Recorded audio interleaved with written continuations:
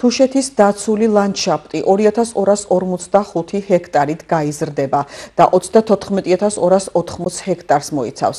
თუშეთის ბაწარა ბაბანეურის, ლაგოდეხისა და ვარშლოვანის დაცული ტერიტორიების შექმნისა და მართვის შესახებ საქართველოს კანონში შესული ცვლილებების თანახმად თუშეთის დაცული ლანდშაფტის ფარგლებში მოექცა სოფელი ტბათანა მიმდებარე ტერიტორიით და ჩამოყალიბდა მისი დაცული ლანდშაფტის უბანი.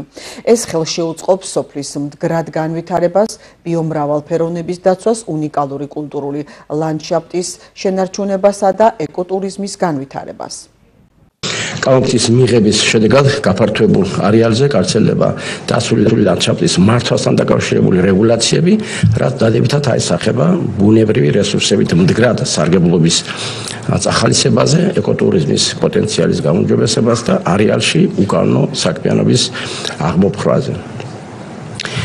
ტერიტორიისთვის დაცული ლანდშაფტის სტატუსის მინიჭება ხელშეუწყობს მნიშვნელოვანი სათუშო არეალის შენარჩუნებას, 2 საუკუნის განმავლობაში აქ არსებული დასახლების ისტორიული იერსახის აღდგენას შენარჩუნებას, წობა თუშების მამაპაპისეულ მიწაზე დაბრუნებას და ტრადიციული თუშური მომთაბარე მეცხვარეობა მესაქონლეობის განვითარებას. გარდა ამისა, კანონურ პროექტით გათვალისწინებული ცვლილება მნიშვნელოვანია იმ თვალსაზრისითაც, რომ შედეგად უკეთესად დაკავშირდება 3 დაცული ტერიტორია: ბაწარას სახელმწიფო ნაკრძალი, ილტოს აკვეთილი და თუშეთის დაცული ტერიტორიები.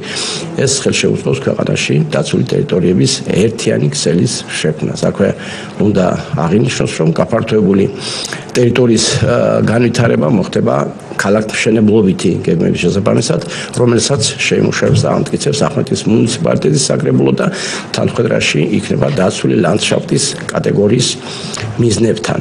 კანონის მიღების შედეგად გაფართოებული ტერიტორიის ეფექტური მართვის მიზნით მართვის ორგანოს IP თუშეთის დაცული ლანდშაფტის ადმინისტრაციაში დამატებით დასაქმდება კიდევ 4 პიროვნება. სოფელ ტბათანასა და მიმდებარე ტერიტორიებისთვის დაცული ლანდშაფტის სტატუსის მინიჭების საკითხი ეფუძნება თუშეთის სათემო საბჭოს ინიციატივას და შეთანხმებული ადგილობრივ მოსახლეობასთან და თვითმმართველობასთან.